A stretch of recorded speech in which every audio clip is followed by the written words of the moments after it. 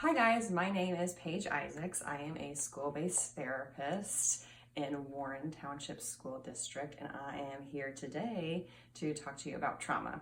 So trauma is anything that we perceive as being threatening to ourselves or other people. We all have different reactions to trauma. We all experience the same situations differently. So one person's trauma is not another person's trauma. But I wanted to talk to you guys a little bit about the science behind what happens to your brain when you experience a traumatic event. So basically, your brain is like your fist. You take your little thumb, and this is your reptilian brain. This is the caveman brain, survival of the fittest, all that stuff is there. And then we fold it over, and that's all the stuff that basically just humans have. So we have logic, we have emotion, blah, blah, blah, blah, blah. But when we experience trauma, we flip our lens and we start to only think with our caveman brain. Our amygdala is down here. And this is where we call it like the alarm system of the brain. So anytime we perceive a threat, that alarm system goes off and our brain deploys the troops. So these troops are chemicals sent to certain parts of our body to help us survive. So anytime you might feel threatened, a loud noise happens, you go, that's your body immediately your brain, immediately putting your body into motion. Like, what do we got to do to survive this thing? And, even just like that startle, it can almost be a little T if we've experienced trauma before and our ability to recognize what is threatening to us has been diminished.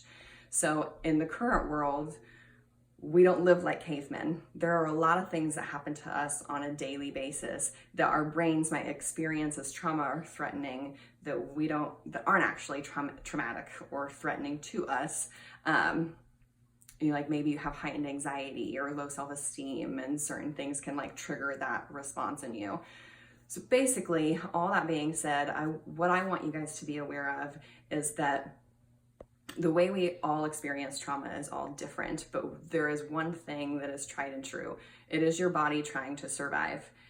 There is a biological effect that takes place in your brain. You stop thinking rationally. And if you experience enough trauma, especially if you experience enough of those big T's you guys are talking about, those big traumas where your life is seriously at risk, you start to become more and more irrational. Your brain almost starts to go into constant trauma mode. You've been hurt so many times that you learn to be, hyper vigilant. That's what we see a lot in PTSD.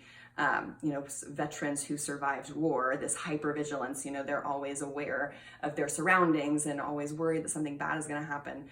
That can also happen in our kids who are just experiencing trauma in their homes and in their lives.